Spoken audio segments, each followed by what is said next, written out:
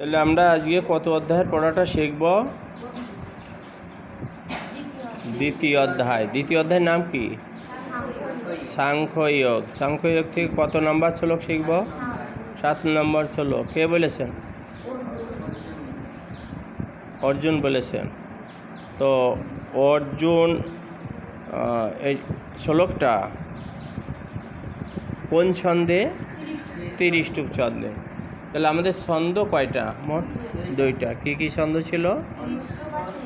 অনুষ্টুপ ছন্দ আর 30 ছন্দ। তো আমরা শ্লোকের শব্দগুলো জেনে নিই। কার্পণ্য দোষ উপহত স্বভাবঃ পিচ্ছামি তাম ধর্ম সম্মূঢ়চেতাঃ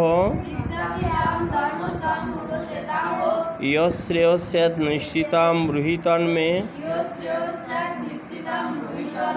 শিষ্যস্তে অহম সাধিমাম তাম প্রপন্নম। কার্পণ্য দোষ উপহত স্বভাবঃ পিচ্ছামি তাম ধর্ম সম্মূঢ়চেতাঃ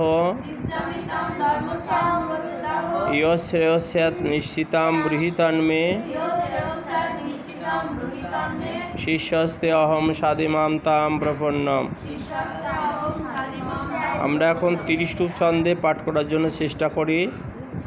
কার্পণ্য দোষ উপহত স্বভাবঃ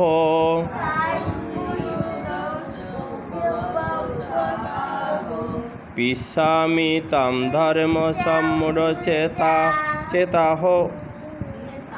পিচ্ছামি তাম ধর্ম সম্মূঢ়চেতাঃ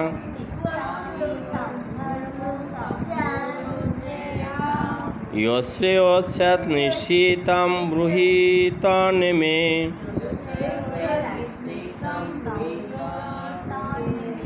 শিষ্যস্তে অহম সাধিমাম তাম প্রপন্নম। কার্পণ্য দোষ উপহত স্বভাবঃ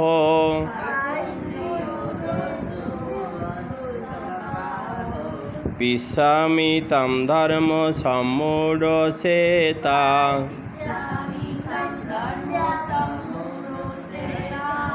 ইয়শ্রেয়স্যাৎ নিশ্চিতাম ব্রূহিতন্মে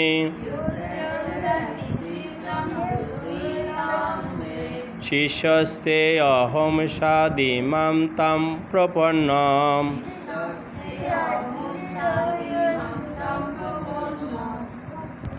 অর্জুন বললেন,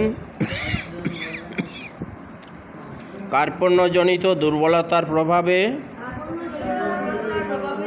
আমি এখন কিং কর্তব্য বিমূঢ় হয়েছি। আমি আমার কর্তব্য সম্বন্ধে বিভ্রান্ত হয়ে তোমাকে জিজ্ঞাসা করছি, এখন আমার পক্ষে কি করা কর্তব্য? হ্যাঁ, আমি তোমার শিষ্য, সর্বতোভাবে তোমার শরণাগত। দয়া করে তুমি আমাকে উপদেশ দাও।